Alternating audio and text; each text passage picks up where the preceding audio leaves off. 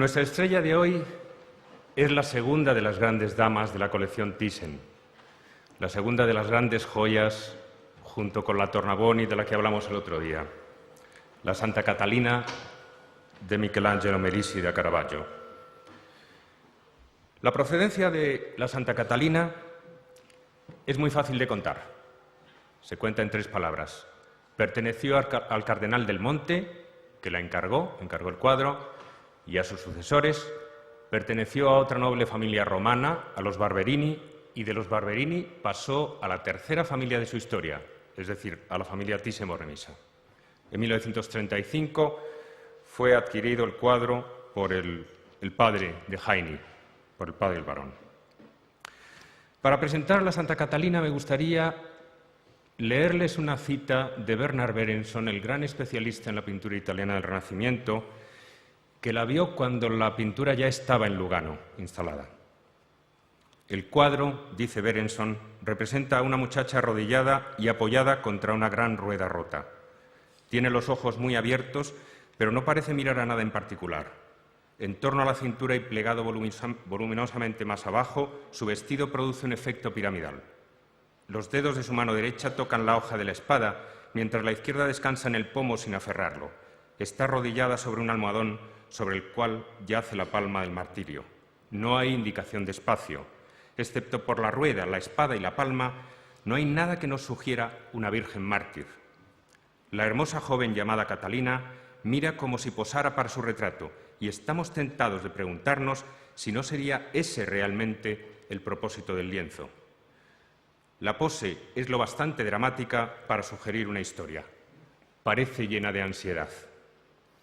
Esta es nuestra protagonista de hoy, la obra maestra que además gozo del privilegio de ser la favorita del barón Thyssen en una colección donde es tan difícil elegir una obra maestra favorita.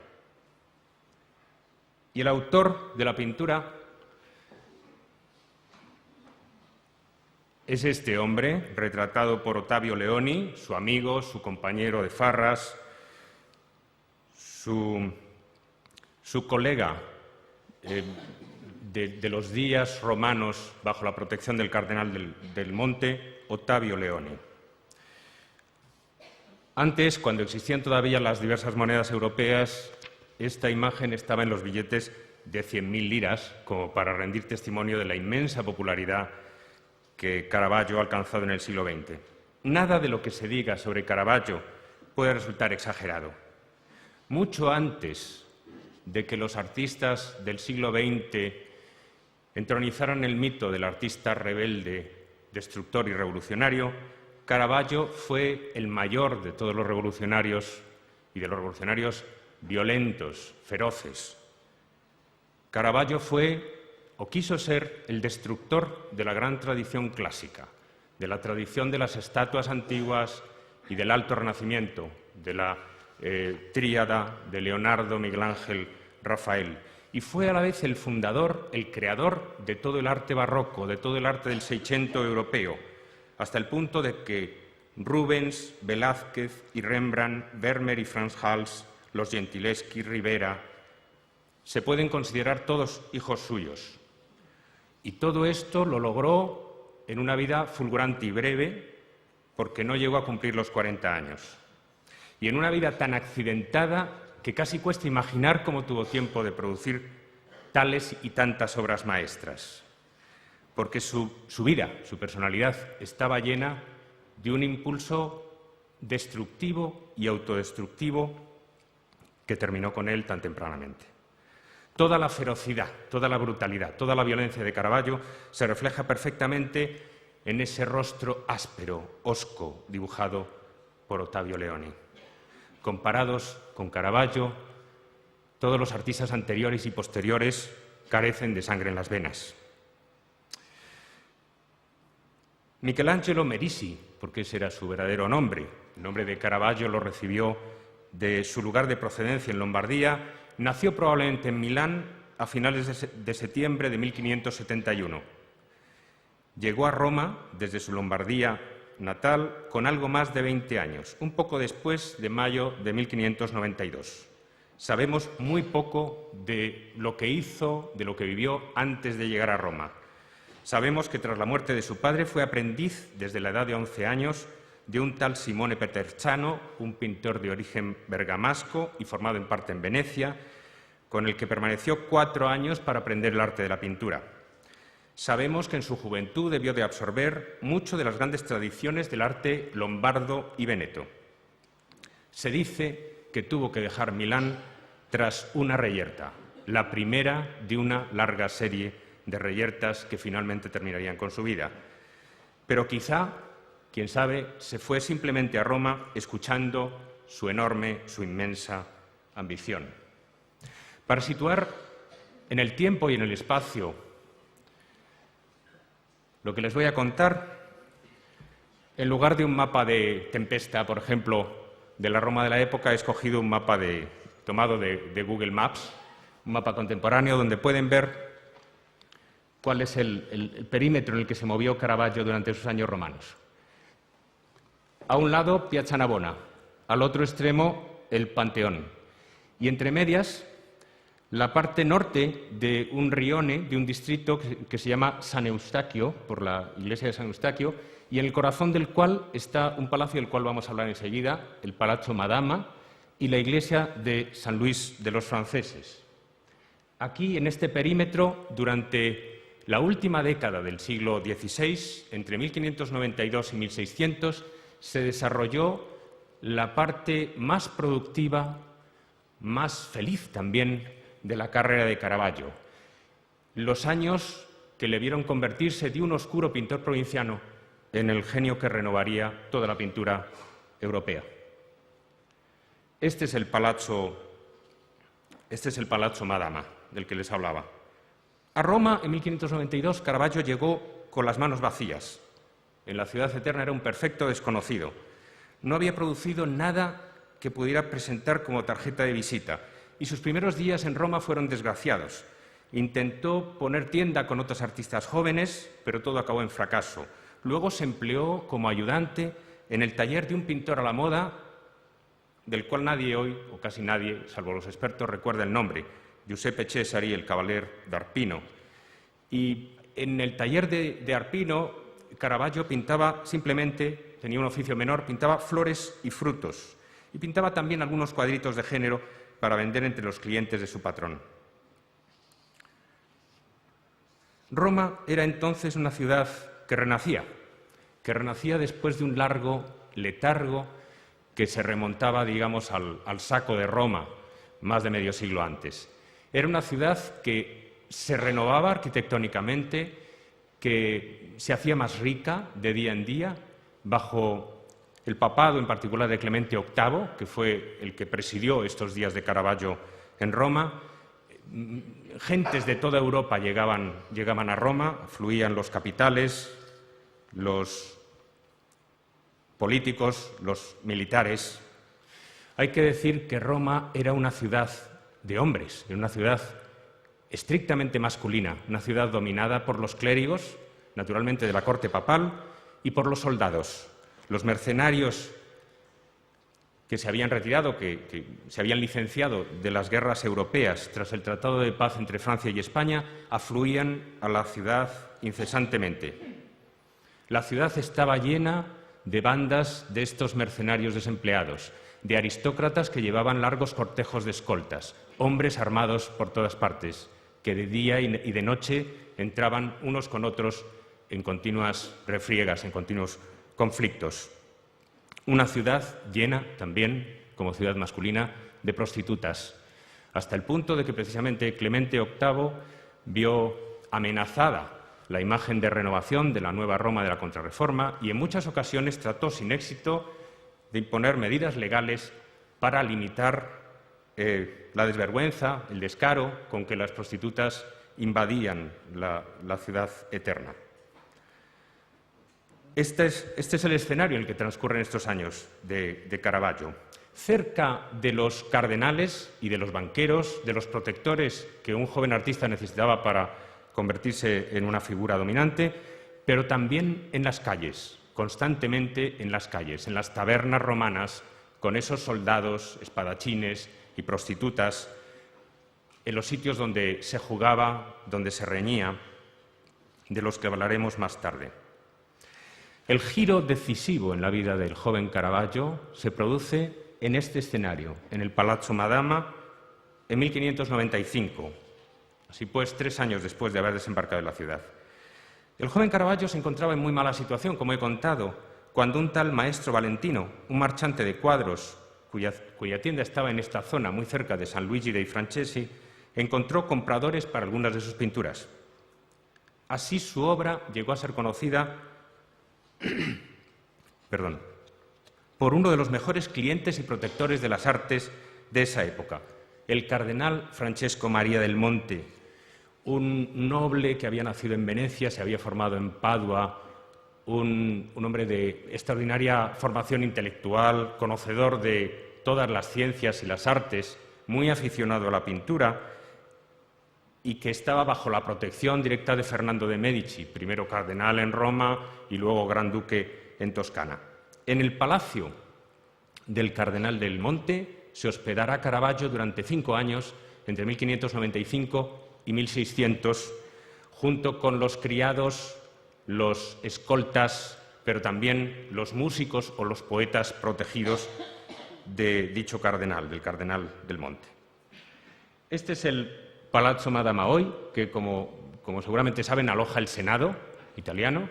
Hoy es algo más grande y más imponente de lo que era entonces, al final del siglo XVI.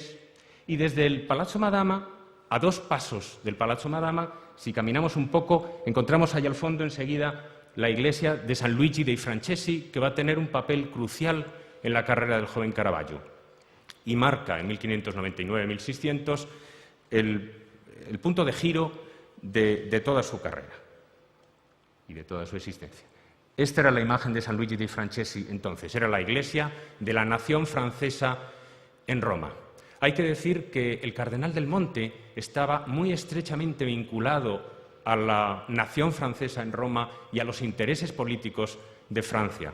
Hasta aquel momento España había dominado la política exterior del papado. En este punto se produce el giro por el cual se van a trocar las alianzas y el Papa en adelante se moverá del lado de Francia, se pasará al lado de Francia. Y del Monte, que por cierto lleva el apellido Borbón, y es un lejano pariente, naturalmente, de la dinastía de los Borbones, va a jugar un papel fundamental en esa nueva política de alianzas del papado. El término de nuestro viaje es San Luigi dei Francesi, porque ahí, en el interior de San Luigi dei Francesi, le esperaba a Caravaggio el encargo decisivo de su vida. Un encargo conseguido gracias al cardenal del Monte, por el cual Caravaggio tenía que pintar 2 escenas de la vida de San Mateo. La vocación de San Mateo y el martirio de San Mateo. Más tarde pintaría la tercera escena que ven también ahí, que es la de la inspiración de San Mateo y el ángel, ¿no? De la que, por cierto, esa es la segunda versión, ¿no? Pero no me voy a detener en esa historia. El Caravaggio de la vocación de San Mateo y del martirio de San Mateo es el Caravaggio que conocemos. Dramático, intensamente emocional, incluso violento, con un acento muy especial en el instante de la conversión, el instante del sufrimiento, de la tortura o el instante del éxtasis. En la vocación de San Mateo, por supuesto, Caravaggio ha escogido como escenario para representar la escena del Evangelio de San Mateo, en la cual el propio Jesús llama al recaudador Leví y le dice: ven, sígueme. Ha escogido un escenario corriente, un escenario vulgar, un escenario ligeramente lumpen, el escenario de una taberna romana. Jesús entra en el espacio oscuro, en el espacio sórdido del antro y trae consigo la luz, una luz casi sobrenatural o sobrenatural, y entre la indiferencia y el asombro, los que están sentados a la mesa contando el dinero en torno a Leví se vuelven. Y el propio Leví pregunta, ¿soy yo el llamado? ¿Es a mí? La otra escena, el martirio de San Mateo, es una escena de violencia desatada, de esa violencia tan característica de los cuadros religiosos de madurez de Caravaggio, de una cierta confusión, de un cierto caos, pero de un caos maravillosamente organizado.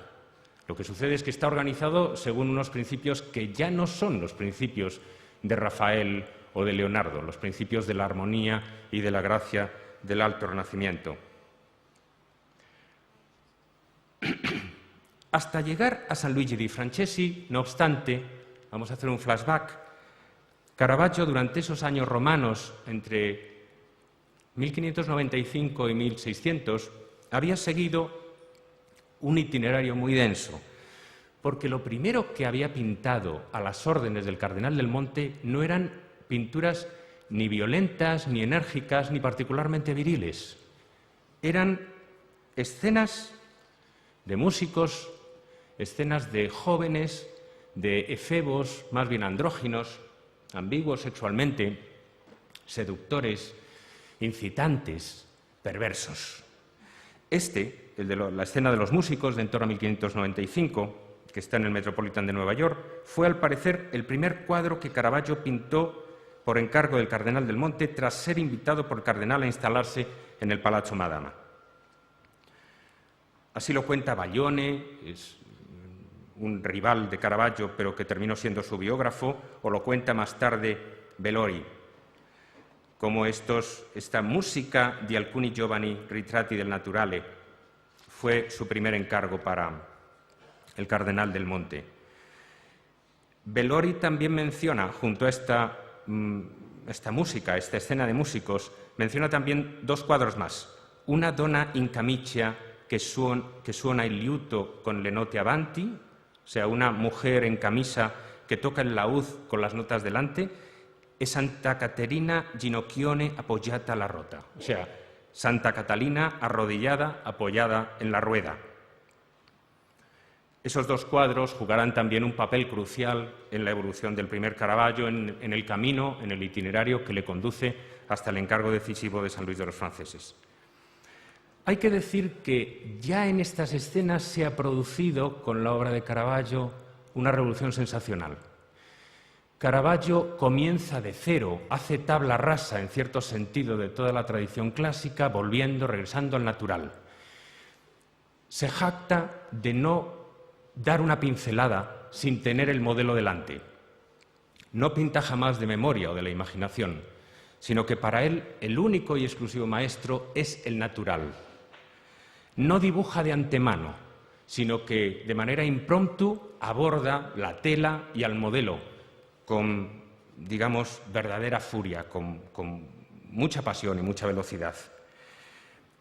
En los casos de composiciones de muchas figuras, naturalmente, Caravaggio no hace posar a un grupo, en casos como el de estos músicos, sino que se sirve a menudo de un solo modelo para las diversas figuras en poses sucesivas.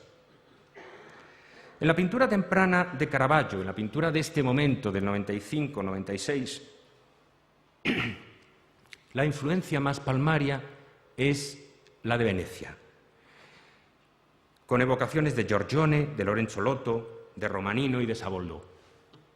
Los temas del joven Caravaggio vienen también de un cierto giorgionismo. Este que tenemos a la izquierda es El chico de la flecha de Giorgione, que está en el Kunsthistorisches Museum de Viena y que tiene, como el Bacco de Caravaggio de 1596, también realizado en este periodo primero del Cardenal del Monte, tiene esa dulzura ambigua, quizá en el caso de Caravaggio más incitante, más perversa y más, no sé, más sospechosa, más tomada directamente de la calle, porque en el giorgionismo, en el venecianismo de estos momentos, en la poética giorgionesca, Caravaggio inocula algo tomado del hampa con la que vive en las calles del rione San Eustachio.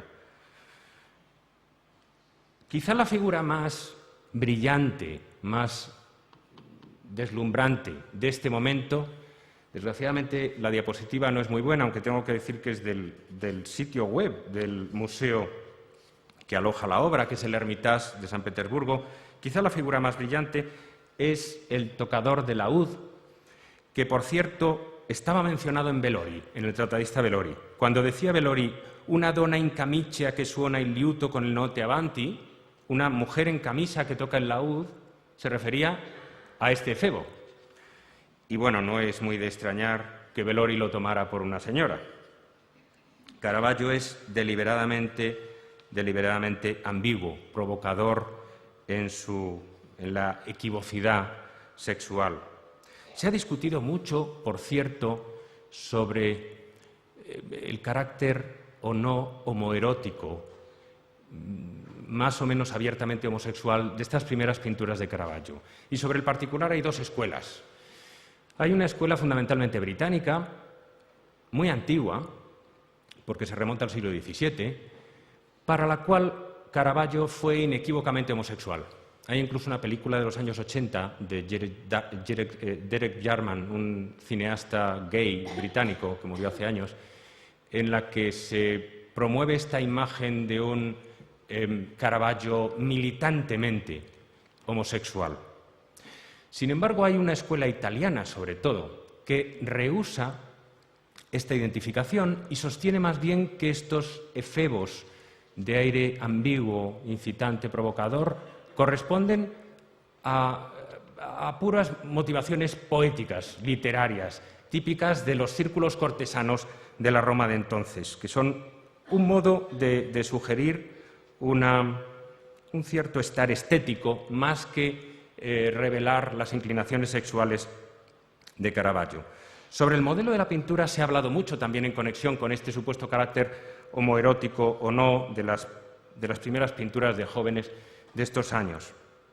Se ha dicho que el modelo pudo ser Mario Minniti, que era un compañero de Caravaggio con el cual, al parecer, compartió la habitación durante los años del Palazzo Madama y que posiblemente aparecería en varias de estas pinturas.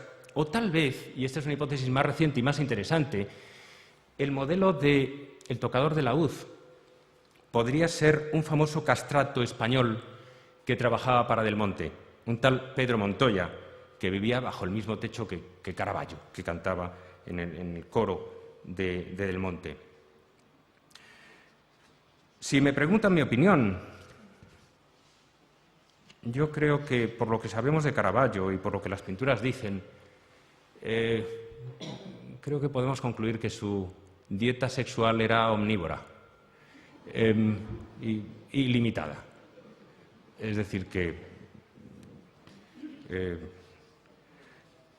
descubría el encanto, la incitación sexual en todas partes, desde los dulces y ambiguos adolescentes hasta los hombres velludos y musculosos y, por supuesto, también en las señoras.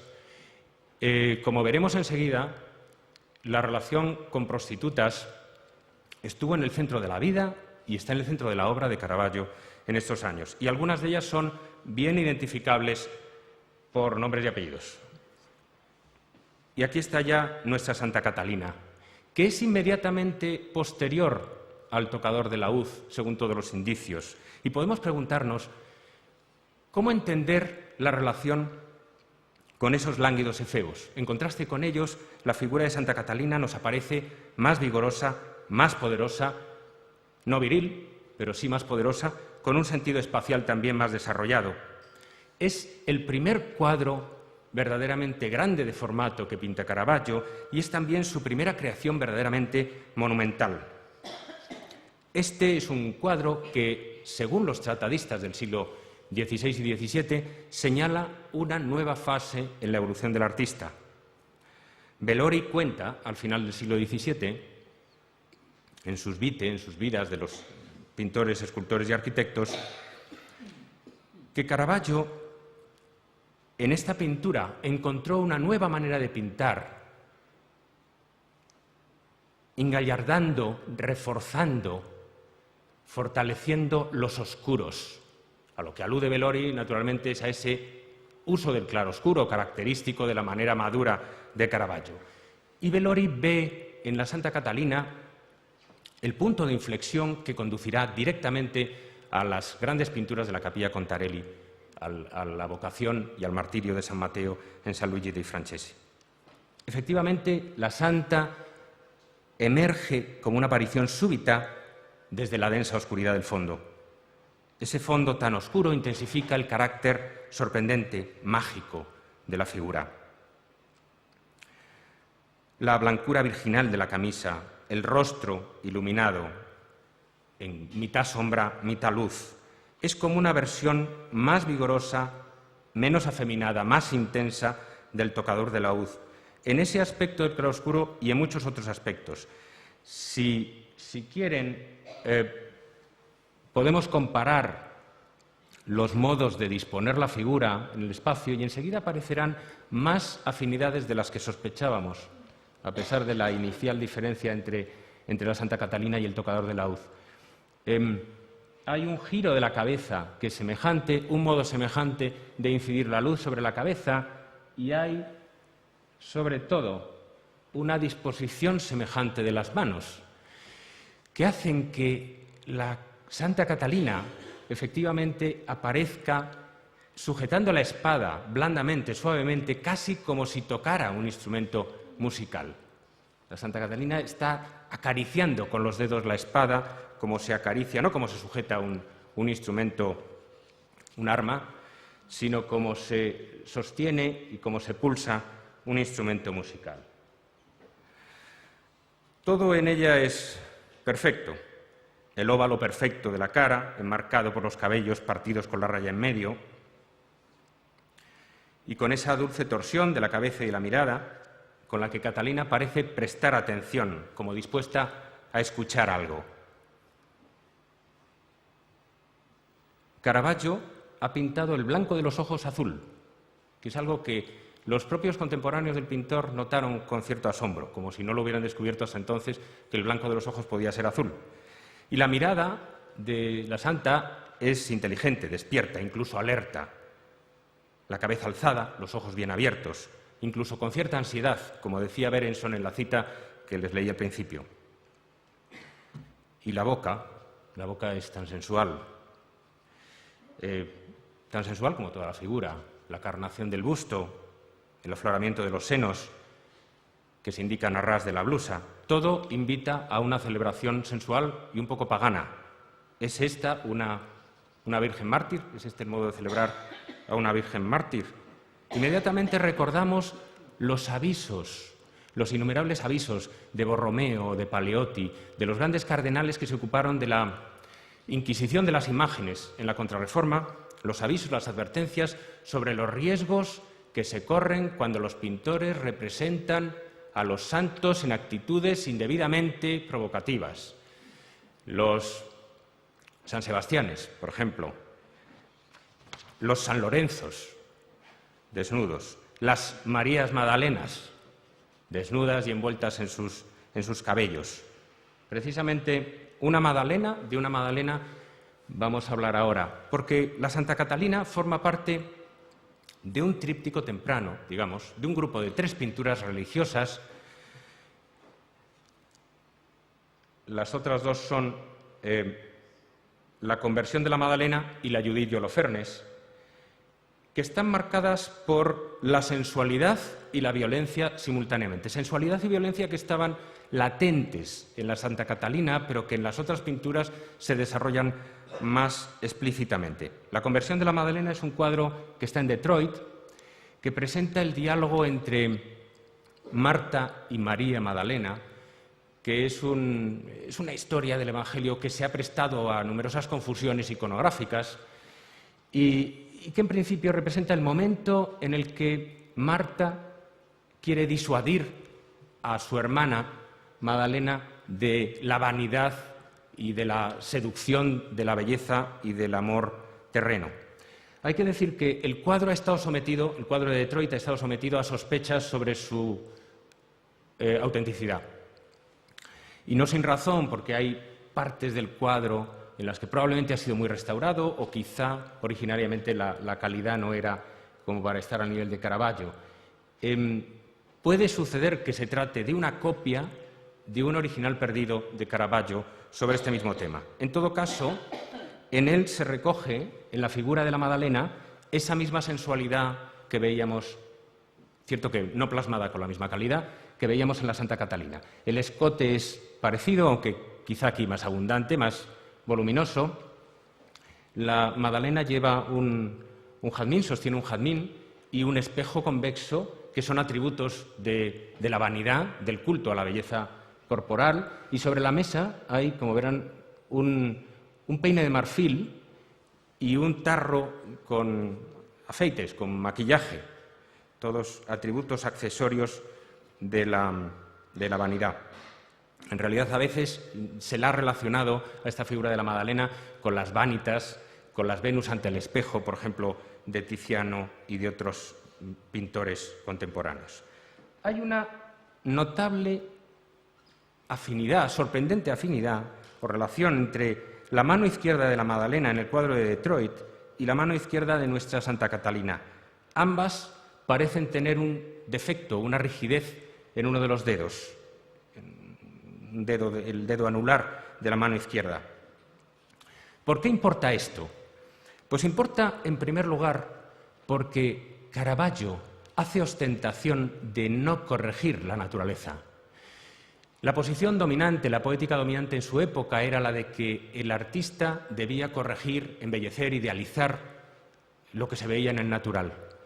Y Caravaggio, por el contrario, hace ostentación de no rectificar a la naturaleza. Y además es interesante este indicio porque nos puede poner sobre la pista de que quizá la modelo que posó para Santa Catalina fuera la misma que posó para la conversión de la Madalena. Se ha sugerido incluso que la tercera de las pinturas religiosas de este grupo, la Judith y Holofernes, esta pintura tan espantosamente violenta, ¿no?, en la que las figuras fueron realizadas de nuevo, como siempre, escrupulosamente del natural, aunque conocemos las dificultades que tuvo Caravaggio, porque naturalmente no le cortó el cuello al modelo masculino que posaba, para, cambiando la pose, ser capaz de sugerir esta postura enormemente forzada. Los pintores anteriores representaban a veces a Holofernes dormido mientras era decapitado, pero Caravaggio eligió la manera más abrupta, más violenta de presentar la historia bíblica, y se ha sugerido incluso que la Judith podría corresponder a la misma modelo que habría posado para la Santa Catalina y para la conversión de la Madalena. En este punto quiero hacer un inciso.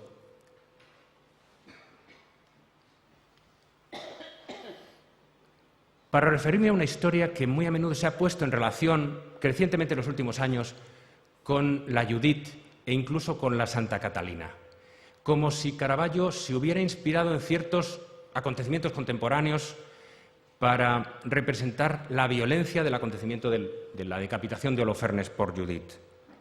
Me refiero a la historia de Beatrice Cenci.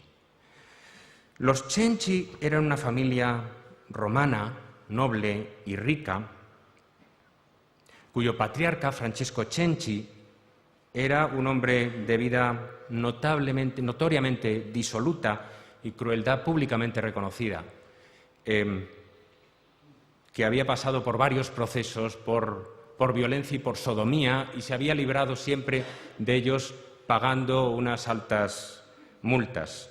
El caso es que Cenci recluyó en 1595 a su segunda mujer, Lucrezia Petroni, y a su hija menor, Beatrice, en Petrella Salto, un feudo de Marcho Colonna, perdido en las montañas, en una zona infestada de bandidos, donde su castillo estaba en esa roca y dominaba toda la comarca.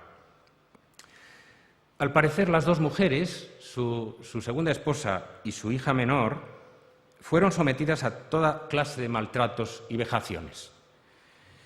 Entre esos malos tratos se encontraban las historias según las cuales Beatrice habría sido violada repetidas veces por su padre. Beatrice y su madre apelaron al Papa Clemente VIII para que la sacara de allí. Beatrice suplicó que se la casara o se la metiera en un convento con tal de salir de allí, pero no obtuvieron nunca respuesta. Y el 11 de septiembre de 1598, Francesco Cenci fue hallado muerto, con la cabeza destrozada. Enseguida circularon rumores, porque todo esto se sabe enseguida, según los cuales no una, sino varias personas conjuradas habían asesinado a Francesco Cenci. Las inductoras habrían sido su esposa y su hija Beatrice, pero ayudadas por el castellano, el señor del castillo, el gobernador del castillo, y por otros ayudantes suyos, por otros oficiales suyos, entre los cuales había uno que era amante de Beatrice. Se decía que Beatrice había intentado que a Cenci lo mataran los bandidos, pero finalmente decidió darle una pócima que lo durmiera para matarlo después a martillazos y arrojarlo por un barranco simulando un accidente. La cosa fue tan notoria, tan notorios los rumores, que finalmente se abrió un caso judicial que terminó de la manera más espantosa con la detención de todos los miembros de la familia Cenci y numerosas personas del castillo, que fueron ejecutados en la plaza pública en Roma. El hermano mayor de los Cenci, Giacomo, fue detenido, sometido a tortura, confesó y finalmente fue despedazado, descuartizado en la plaza pública. Y Beatrice se le ahorró el descuartizamiento, fue decapitada también en la plaza pública. El caso es que los rumores, tan intensos eran los rumores sobre la violencia, la crueldad de Cenci, y tan intensos también los rumores según los cuales el Papa Aldobrandini, Clemente VIII, tenía interés en quedarse con toda la fortuna en la hacienda de los Cenci, que esto en cierto sentido cambió el destino del Papa. Le convirtió a los ojos del pueblo romano y también de su aristocracia en un tirano. El caso Cenci, ahí está Beatrice Cenci en un retrato atribuido a Guido Reni, pero probablemente de una discípula suya, marcó estos últimos años previos al gran jubileo del año 1600 en Roma. Se ha dicho que el caso Cenci, el caso de Beatrice, la venganza heroica de Beatrice, podría estar latente tanto en la Giudizio Holofernes de Caravaggio como incluso en la Santa Catalina, que al fin y al cabo es también una mujer que maneja una espada, y por cierto maneja una espada ensangrentada. Pero dejemos de lado el caso de los Cenci como una nota lateral y volvamos a la protagonista y a la posible modelo de las pinturas de Caravaggio que estamos viendo. Este retrato de una cortesana que fue destruido en 1945 en Berlín, donde se encontraba en el Kaiser Friedrich Museum, fue una pintura encargada a Caravaggio en torno a 1597-1599 por un tal Strozzi, un poeta de noble familia florentino, para celebrar a su amante. El retrato figura en un inventario como retrato de una cortesana llamada Filide. Y a partir de aquí, recientemente, se ha propuesto la hipótesis, que ha contado con el suficiente asenso entre los investigadores, según la cual esta tal Filide, identificada con su apellido y todo, Filide Melandroni, una famosa cortesana de estos años que trató, conoció a Caravaggio y tuvo con él una relación muy estrecha, podría ser la modelo que buscábamos, desde luego de la Santa Catalina, probablemente de la conversión de la Madalena y quizá, pero con menos seguridad, incluso de la Giudizio Holofernes. Digamos algo sobre esta Filide Melandroni. Filide Melandroni, según los recientes descubrimientos documentales, procedía de una modesta familia de Siena. Había nacido en 1581, o sea que en estos años tenía 17 o 18 años. A la muerte de su padre se había trasladado a Roma con su madre y su hermano Silvio, y su nombre aparece en los registros policiales romanos por primera vez en 1594, casi en el mismo momento en que Caravaggio está iniciando su carrera con Del Monte. En ese momento, Filide es detenida con una amiga suya, que se llama Anna Bianchini, y que también fue modelo de Caravaggio, y las encierran en prisión por permanecer en las calles después del anochecer. Lo que cuentan Ana y Filide es que la madre de Filide ha caído enferma y que Ana ha ido a su casa a prepararle una comida y las dos chicas han regresado tarde a casa. Eso es al menos lo que ellas cuentan. En realidad, lo que probablemente hacían Ana y Filide era ejercer la prostitución en las calles de Roma, cerca de los muros de San Silvestro. Hacia 1597, en el momento en que se pinta ese retrato, Filide empezaba a gozar de éxito profesional. Consiguió un protector, Ulisse Massetti, que estaba al servicio del cardenal Benedetto Giustiniani, y después de terminar su relación con Massetti, tuvo como protector a un tal Ranuccio Tommasoni. Ranuccio venía de una buena familia, pero se había convertido en espadachín y miembro conocido de la AMPA romana. Y le ruego que retengan este nombre, el de Ranuccio Tommasoni, porque volverá a aparecer en nuestra historia con un papel muy determinante en la vida de Caravaggio, absolutamente determinante. Aunque Filide se fue convirtiendo como en una prostituta, en una cortesana de alto nivel, podía participar en las riñas más desgarradas, más violentas en la calle. Por ejemplo, en cierta ocasión tenemos en las actas policiales el registro de cómo Filide, armada con un cuchillo, persiguió por las calles de Roma a otra prostituta llamada Prudencia Ciacchia hasta la casa de Ranuccio Tommasoni, cerca del Panteón, y una vez, frente a ella, la golpeó a puñetazos y la arrastró del pelo por la calle. En otra ocasión, un testigo, un tal Antonio Mattei, relató otro incidente. Contaba: Ranuccio estaba en la cama con una mujer, Prudencia Ciacchia. Mientras yo estaba junto al fuego, apareció otra mujer, Filide, y tan pronto como vio a Prudencia con Ranuccio, empezó a gritar: «¡Ah, ramera, meretriz, estás aquí!». Acto seguido tomó un cuchillo y la atacó sin contemplaciones. Al parecer, lo que Filide se proponía, según explica este Mattei, era el sfregio, o sea, el rajar la cara de su rival para marcarla con una cicatriz definitivamente, que era la manera de vengar determinadas ofensas de honor y de amor en la Roma de la época. En 1598, en fin, llegó a Roma este poeta y noble florentino, Giulio Strozzi, de los famosos Strozzi de Florencia, que se enamoró perdidamente de Filide y quiso casarse con ella. El retrato fue pintado precisamente para este poeta Giulio Strozzi, aunque luego sería adquirida por el marqués Vincenzo Giustiniani, porque la familia Strozzi consiguió apartar a Giulio, disuadir, pagarle a Filide una temporada lejos de Roma y que no llegara a consumarse efectivamente el matrimonio.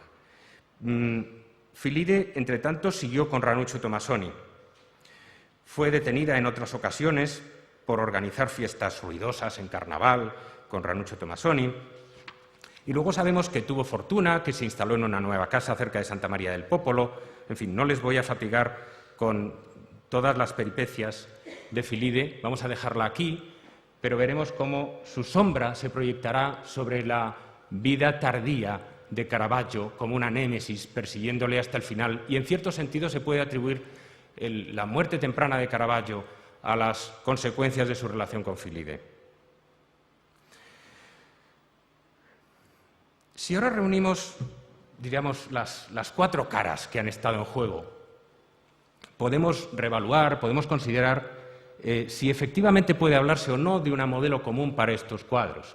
Yo creo que el parecido entre nuestra Santa Catalina y la Madalena de Detroit arriba es evidente, aunque el rostro de Detroit sea más duro, peor pintado.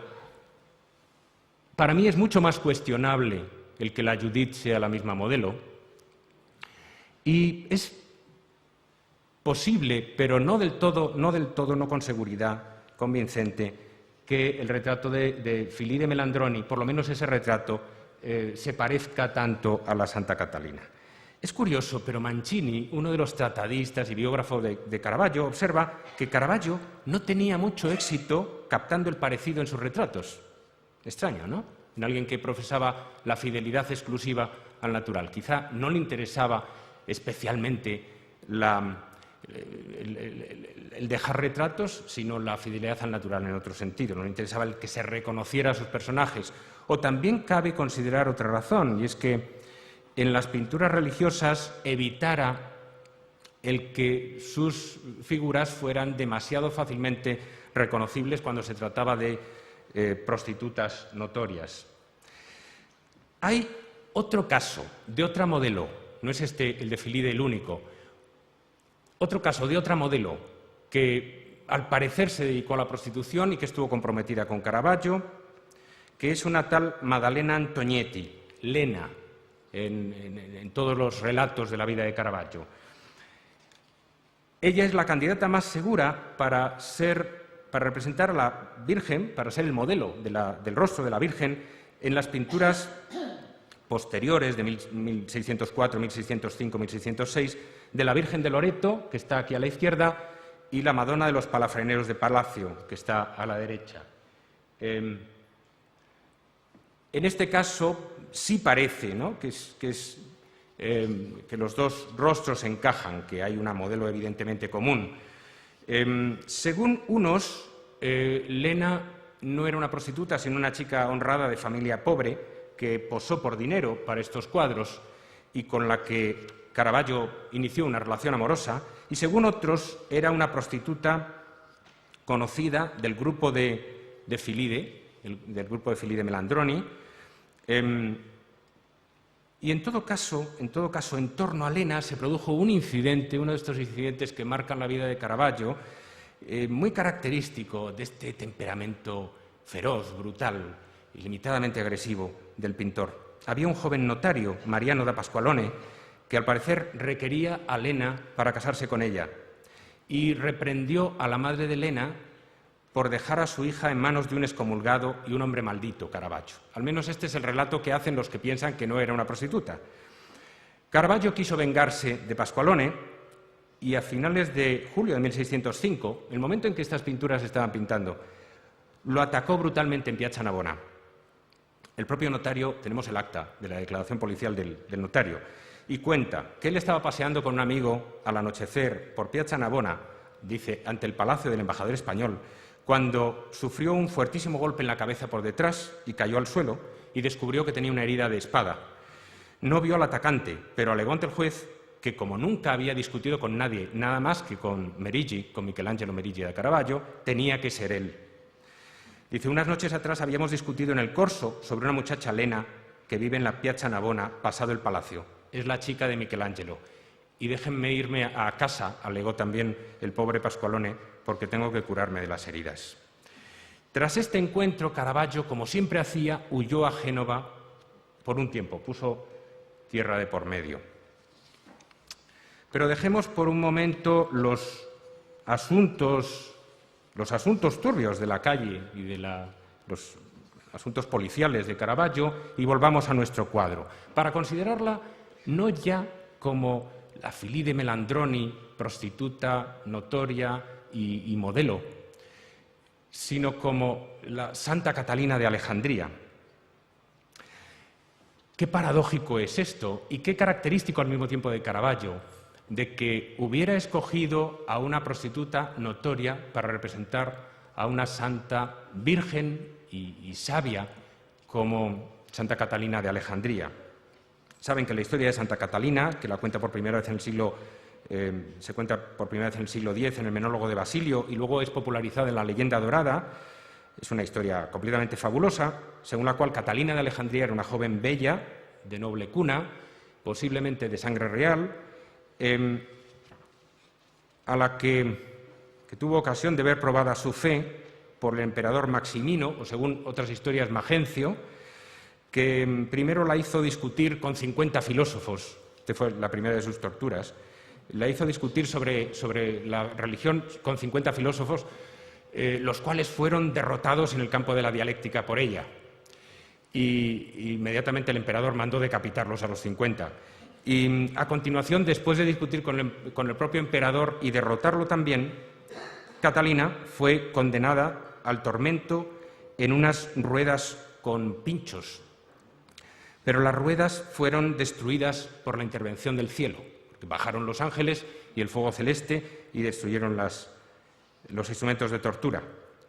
Lo irónico de la actuación divina, en este caso, que da mucho que pensar, es que, de todas formas, el cielo permitió que fuera inmediatamente decapitada con la espada, después de haberla salvado de manera tan espectacular. Los atributos habituales de la Santa Catalina cuando aparece, que es una santa muy popular, inmensamente popular, y más en el periodo de la Contrarreforma, los atributos habituales de Santa Catalina derivan de esa historia. Son fundamentalmente el libro, que denota la sabiduría de Catalina, su capacidad dialéctica, etcétera. La palma, que representa el martirio, la victoria sobre la muerte. La rueda, que es el instrumento de su tortura. La espada, con la que fue decapitada. El anillo que simboliza los desposorios místicos de Santa Catalina con Jesús, con Jesucristo. Y la corona, que es un indicio de su sangre real. En realidad, de esos 6 atributos, en nuestro cuadro de Caravaggio solo quedan 3, solo quedan la mitad. Y son precisamente, fíjense, o sea, no está ni la corona, ni el anillo, ni el libro, que son los atributos más suaves, sino que están los que aluden más directamente a la violencia y al martirio. La palma del martirio, la espada y la rueda. Y es interesante constatar cómo esos 3 atributos, la espada que señala la diagonal del cuadro, la palma que se cruza con ella y la rueda, con su eje que también se cruza con la espada, estructuran la composición, constituyen como el armazón geométrico de la composición. Vamos a ver un poco brevemente los atributos principales, lo que hace con ellos, cómo utiliza la iconografía tradicional Caravaggio y la convierte completamente en otra cosa, y en particular cómo utiliza la espada y la rueda. La espada ya había aparecido en este cuadro de Caravaggio de 94-95, La Buenaventura, en el que una gitana lee la mano a un soldado, un espadachín, y aparecía caracterizada con mucha precisión. Es una espada dibujada por alguien que sabe mucho de espadas. Es un tipo de espada particular. Es un rapier o espada ropera, que es un tipo de espada más ligera que está apareciendo al final del siglo XVI y va a desarrollarse en el siglo XVII, que se caracteriza por una hoja más ligera que las viejas espadas que se manejaban a 2 manos. Esta es una espada para manejarla con una sola mano y en cambio por tener una guarnición, pues con estos arabescos que están destinados a proteger el puño del que maneja la espada, porque la espada ya no se maneja con un guantelete de metal. La espada ropera es una espada, esta es la imagen en infrarrojos de la espada, tal como aparece en la Santa Catalina de Caravaggio. La espada ropera es una espada civil, no es una espada que manejen los soldados en el campo de batalla. Es una espada para llevar entre la ropa y para los incidentes callejeros. Es la espada que manejaba diariamente Caravaggio. Hay muchas ocasiones en que fue detenido por llevar ocultas armas donde no se podían llevar y, según todos los indicios, la espada representada en el cuadro de Santa Catalina era su espada ropera propia, la que utilizó en tantas ocasiones para salir de un lance o en una ocasión para matar a una persona. Estas son espadas roperas de la época, de herreros milaneses. Todas ellas proceden de la Wallace Collection, que tiene la mejor colección de armas de este carácter en Europa, y verán ustedes cómo la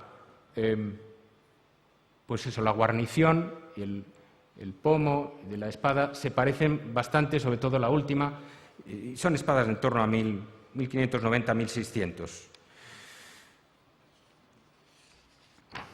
El otro atributo dominante en el cuadro de Santa Catalina es la rueda con pinchos, que es una gran rueda de carro. Simplemente Caravaggio con esa característica actitud realista brutal, ha cogido simplemente una rueda de carro tal cual, de tamaño natural, le ha pintado unos pinchos ahí, sobre la cual se apoya la santa y que diríamos que actúa como ampara a la santa y la sostiene, como si fuera el respaldo de un trono casi.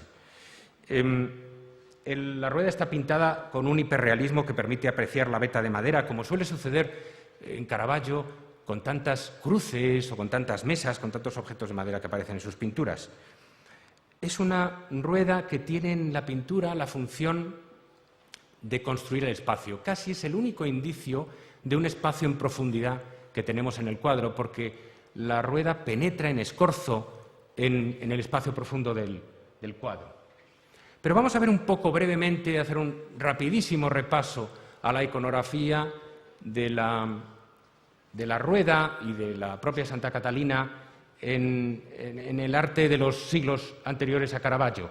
La rueda, naturalmente, es un vestigio del instrumento del martirio, está ahí, comparece ahí, como una huella del martirio de Santa Catalina y como testimonio del milagro obrado por el cielo. El fuego del cielo desciende en esta pintura de Jacopino di Francesco, que está en el North Carolina Museum of Art, que es un cuadro, es una tabla de 1325-1330. En la leyenda original son varias las ruedas de pinchos que se usan en el martirio y son destruidas por los ángeles. Observen que en esta escena de martirio Santa Catalina aparece arrodillada, como va a aparecer en todas las imágenes del martirio y la decapitación de la santa. La actitud habitual cuando los pintores, por ejemplo, los autores de miniaturas, como Jean Fouquet, en este caso de la izquierda, o ese libro de horas de Enrique VIII, en el caso de la derecha, la santa siempre aparece arrodillada, o bien contemplando el milagro de la destrucción de las ruedas, o bien esperando la decapitación, como en la escena de abajo. También, por ejemplo, en los grabados alemanes del Renacimiento, en Hans Schäufelein, aquí, o en Durero, la santa aparece arrodillada cuando se la representa en la escena del martirio. O finalmente, en las propias pinturas alemanas del Renacimiento, en las cuales la aparición de Santa Catalina es muy frecuente, muy abundante, en Alldorfer o en Cranach. Por cierto, es un cuadro que tuvimos en la exposición de Durero y Cranach, en el centro de la exposición, de la parte de la exposición en Caja Madrid. Siempre aparece la santa cuando se representa la historia de su martirio arrodillada. En cambio, cuando la santa aparece no en el contexto de la narración del relato de su martirio, sino como una figura eternizada, como una figura alegórica, como una figura emblemática acompañada por sus atributos, en esos casos la santa siempre aparece de pie con la palma y la rueda, por ejemplo, en la mano. La rueda en la pintura del Trecento frecuentemente aparece como una miniatura, a veces incluso se confunde con el anillo de la santa. Estas son pinturas de Simone Martini, la de la izquierda, y del taller de Paolo Veneziano, de 1317 y 1350. ¿no? En esta es Santa María Magdalena y Santa Catalina de Alejandría, allí es San Juan Bautista y Santa Catalina de Alejandría, y son muy análogas en el seguimiento de la iconografía. Hay otras imágenes, por ejemplo, en el 400, en libros de horas del siglo XV, pues tenemos también una constancia iconográfica. En estos casos se ha querido a la santa colgarle más atributos, ¿no? Y aparecen juntos varios de los que ya he mencionado: el libro, la palma, la espada, la rueda, la corona, colgados de la figura de la santa como de un árbol de Navidad decorado.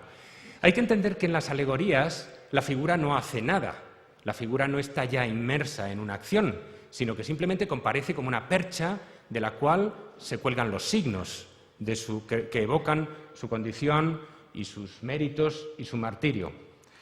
Cuando nos adentramos en la pintura del 400, pues nos encontramos también una cierta constancia, eso sí, con los atributos simplificados. Tenemos, por ejemplo, la Santa Catalina de Crivelli, Carlo Crivelli, de 1475, o la Santa Catalina de Lorenzo Costa, que ya van acompañadas de una rueda que ha crecido, que adquiere unas características más monumentales.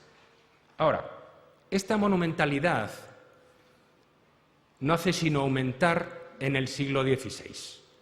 En el siglo XVI nos encontramos, por ejemplo, como testimonios de estas Catalinas clasicistas, un grabado de Marcantonio Raimondi, basado en Francesco Francia, donde la rueda ha crecido tanto que ya se convierte en un soporte de la santa, o en esa escultura de Camillo Mariani, que es prácticamente contemporánea de Caravaggio, prácticamente contemporánea es de 1599, contemporánea de nuestro Caravaggio, de nuestra Santa Catalina. ¿De dónde vienen estas Catalinas clasicistas? Pues vienen de aquí, de la más importante Catalina de Alejandría pintada en el siglo XVI, a comienzos del siglo XVI, de 1508, por no otro que Rafael Sanzio, la figura más importante del arte italiano, la que ha dejado más impronta a lo largo de todo el siglo XVI. Y en la época en que Caravaggio pintaba en Roma, la figura que probablemente le obsesionaría más, porque todo el establecimiento del arte romano, toda la tradición de los talleres, estaba puesta bajo la presencia obsesiva, dominante, de la figura de Rafael. A mí me parece que si hay una Catalina con la que Caravaggio tenía que medirse, era con esta Santa Catalina de Rafael, que por cierto pertenecía a una colección romana muy importante, la colección Aldobrandini, o sea que Caravaggio sabemos que tuvo que verla en esos años, y hoy pertenece a la National Gallery de Londres. ¿De dónde viene la Santa Catalina de Rafael? Pues viene de un dibujo, de un desnudo que se conserva, donde la sinuosidad de la figura y la postura de las manos está ya recogida y que desde luego recoge la postura de la Venus de Medici, la clásica Venus púdica que se conserva en los Uffizi. Fíjense de qué manera tan literal ha transformado Rafael un paradigma del archiclásico de la escultura antigua en una santa cristiana, vistiéndola, imprimiéndole una sinuosidad, un movimiento más gracioso, casi un movimiento en espiral de los pliegues de la ropa, pero fundamentalmente respetando las dos manos que protegen el pecho y el pubis y que son los rasgos característicos de la Venus púdica clásica. Si mi hipótesis es correcta, Caravaggio quiso aproximarse a Rafael precisamente para deshacer desde dentro la tradición clásica, para hacer algo completamente distinto, para darle la réplica a Rafael y a toda la impronta que Rafael había dejado tras de sí. Y hay que ver en cierto sentido la Santa Catalina, en gran medida, como una variación, pero como una variación que trata de hacer lo contrario que Rafael, manteniendo ciertos puntos de referencia comunes. Así, si la figura de la Santa Catalina de Rafael está en un exterior, la Santa Catalina de Caravaggio está en un interior oscuro, como recuerda Bellori, en el aire pardo de una cámara rinchiusa, de una habitación cerrada. Si la Santa Catalina recibe la luz desde la izquierda, la Santa Catalina de Rafael, la de Caravaggio, lo hace desde la derecha. El contraposto de las dos figuras es simétrico. Cada una se inclina, digamos, contra la otra. Si el color de Rafael es a la vez muy vivo y muy atenuado, el de Caravaggio es más mitigado, con más énfasis en el claroscuro, pero más tajante. Y la postura de las manos ha sido modificada, aunque podamos ver la Santa Catalina de Caravaggio como procediendo de esta, ha sido modificada para sujetar entre ellas una espada, que era el objeto, diríamos, más ajeno a la dulzura y a la gracia de la Santa Catalina de Rafael. Y esta es mi imagen final.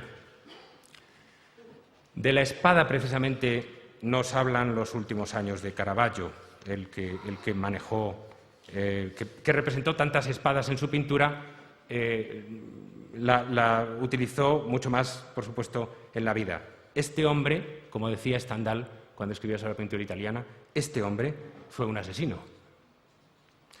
Tenemos noticias de las violencias de Caravaggio y de los incidentes en las calles romanas desde muy pronto, pero los incidentes policiales serios comienzan hacia 1600, en el momento en que termina este periodo luminoso, tranquilo, productivo de su estancia en el Palazzo Madama.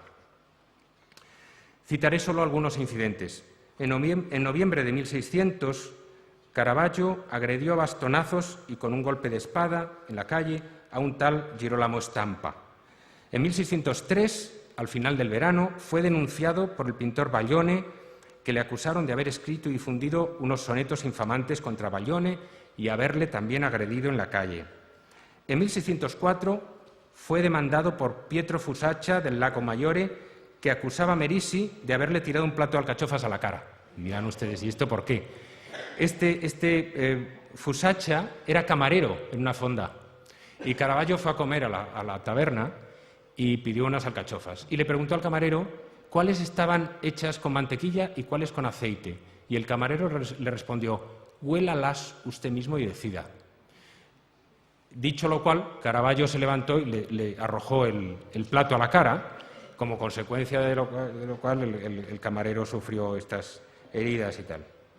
En 1605 los incidentes se multiplicaron. Fue detenido por llevar armas escondidas, le fueron confiscados una espada y un puñal, y aquel verano se fue de Roma por el incidente del notario que ya les he contado, en el que estaba implicada la famosa Lena.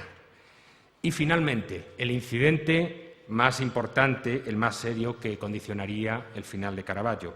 El 26 de mayo de 1606, un joven llamado Ranuccio Tomasoni, ¿le suena?, murió en una larga lucha de espada, tras una larga lucha de espada, desangrado por un corte en la arteria femoral. Una muerte, por cierto, de torero, ¿no? Una muerte muy típica de torero. El acusado era, naturalmente, Michelangelo Medici de Caravaggio. La razón del duelo, según siempre se ha dicho, había sido una discusión por una partida de pelota, un partido de fútbol en Piazza Navona, entre dos grupos de amigos entre comillas, claro. El uno encabezado por Merisi y el otro por el propio Tomasoni. Pero el historiador Maurizio Marini recientemente ha sostenido que el juego solo fue un pretexto y que la verdadera causa había sido una disputa muy seria entre Caravaggio y Tomasoni a propósito de Filide Melandroni. ¿Le suena? La modelo de nuestra Catalina. El historiador Andrew Graham Dixon, en un documental de la BBC filmado en 2002, ha respaldado esa hipótesis y ha sostenido además que Caravaggio no pretendía matar a Tomasoni, no pretendía cortar la femoral de Tomasoni, sino que apuntaba a otro sitio un poco más arriba y que había matado a Tomasoni por accidente. Como dice Graham Dixon, en las luchas callejeras de la Roma de la época había una herida distinta para vengar cada ofensa distinta. Un cierto insulto se lavaba, como quería hacerlo Filide, con un corte en la cara, con el esfregio. El insulto a la mujer de uno se pagaba con la castración.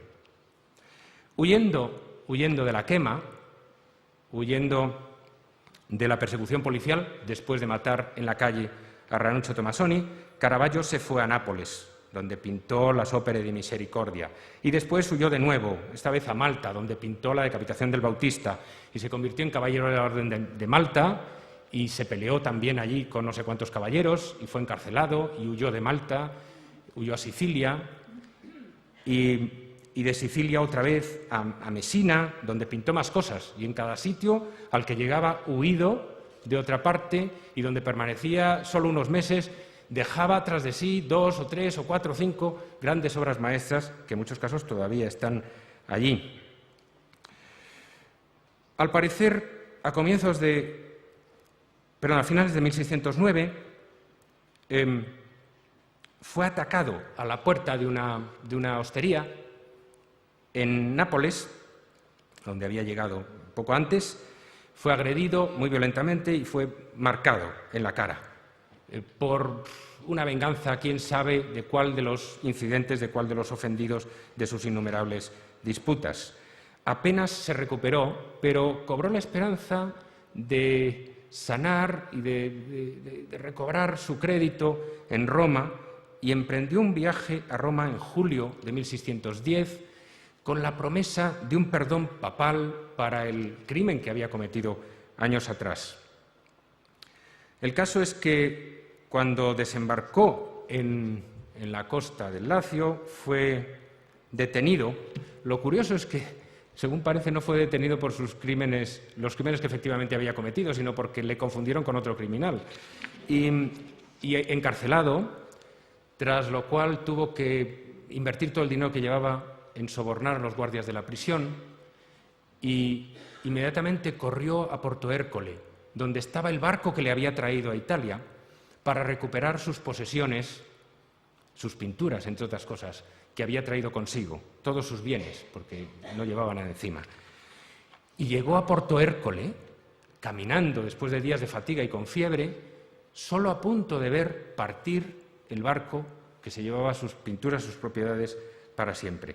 Allí, en Porto Ercole, cayó en la calle y solo unos días después, de fiebre, probablemente de neumonía, murió a la edad de 37 años, según reza una nota encontrada en los archivos de Porto Ercole. Este es el islote que está enfrente de Porto Ercole. Lo irónico, porque la vida siempre tiene estas ironías, es que algo más de una semana después de haber muerto Caravaggio en Porto Ercole, se hizo público el solemne perdón papal para su crimen. En cuanto a Filí de Melandroni, la némesis de Caravaggio, que se había exiliado un tiempo de Roma a petición de los familiares de Giulio Strozzi, como les he dicho, que quería casarse con ella, volvió a Roma y siguió viviendo entre sus líos callejeros y su fortuna, y murió allí en 1618. Muchas gracias.